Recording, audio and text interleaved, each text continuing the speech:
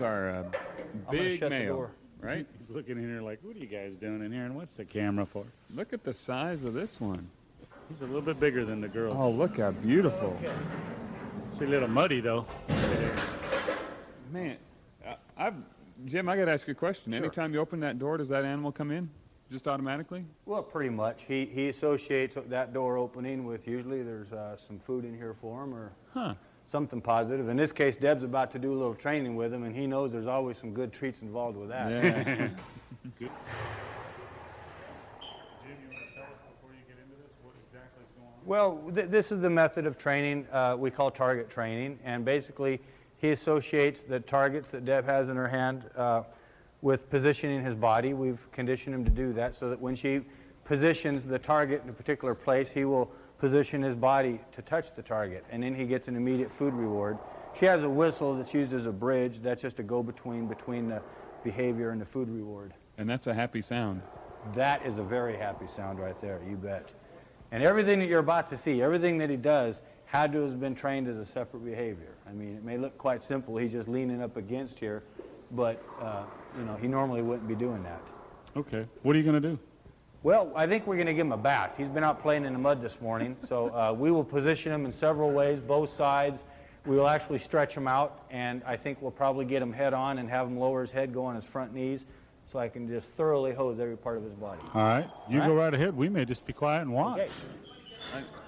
I know Deborah was telling us that the male elephant's much more aggressive than the female, so you have to be a little more careful with it. Right, that's what Jim was talking about with the restraint chute, too. That's why they've gone to what's called protective contact with this animal. They do not go in with this animal. This is like washing off a truck. Look at that. But see, he stays right at that target. And as long as he stays on the target, if you're watching Deb at all, she's still giving him treats. Every now and then, he gets a little piece of apple. Look at the mud coming off him. And they love water. They love mud. Oh.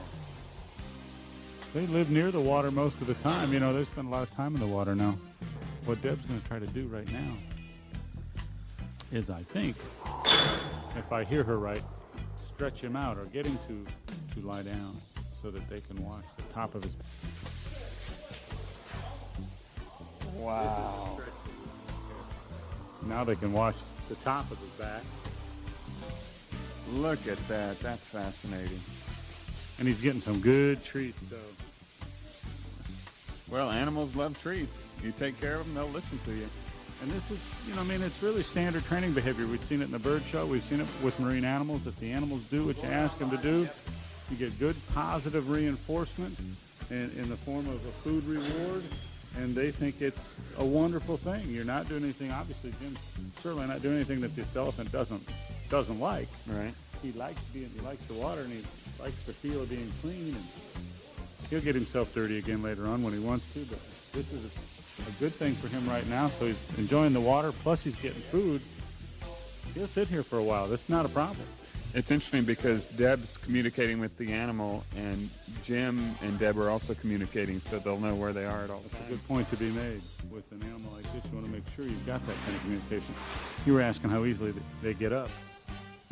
You know, It doesn't take much. and he's mentioned earlier in the How big he show is. that they can get up and go down, you know, without making a sound. I believe that after hearing that guy get up. He's always wanting to learn something new. He looks for challenges. Oh, yeah. What an amazing thing, too. We talk about that trunk all the time, but Just picks up that little stick. pick up something that little and bring it back. Well, every That's now incredible. and then, somebody, of course not me, would leave a implement like a shovel or a rake in the yard. And wouldn't it be nice if he could just say, Tonka, would you hand that back to me, please? Yeah. Like the day you left him with a wheelbarrow and didn't tell the rest of us that it was a broken wheelbarrow, and we were all in a panic that he'd stolen something. I remember the call at home, Tim. I called you that night, but he was just playing with that. That was something he was allowed to have. That's right. I wanted him to have the fun of destroying the wheelbarrow because it had a broken axle. What a great thing. With the females very often? Well, what we do there is we monitor the estrus cycle of the females by taking weekly blood samples.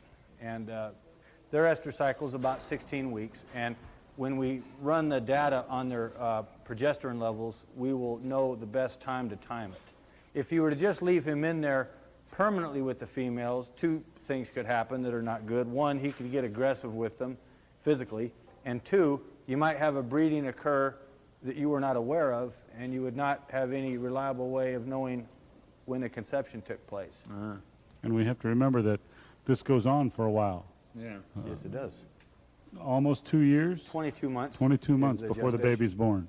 Gestation period. It's 22 months. So it helps to know when the breeding occurs, so you have some idea when the birth's going to happen if you got to wait that long. Many times people have come into work and found an extra elephant in their herd because elephants, unless you really know what you're looking for, don't show that many outward signs of being pregnant. I'll bet not. They're big enough so that they're not going to get a lot bigger.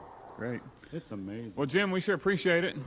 Thank you for Good coming luck down. with your elephants. We'll check back with you on a future show.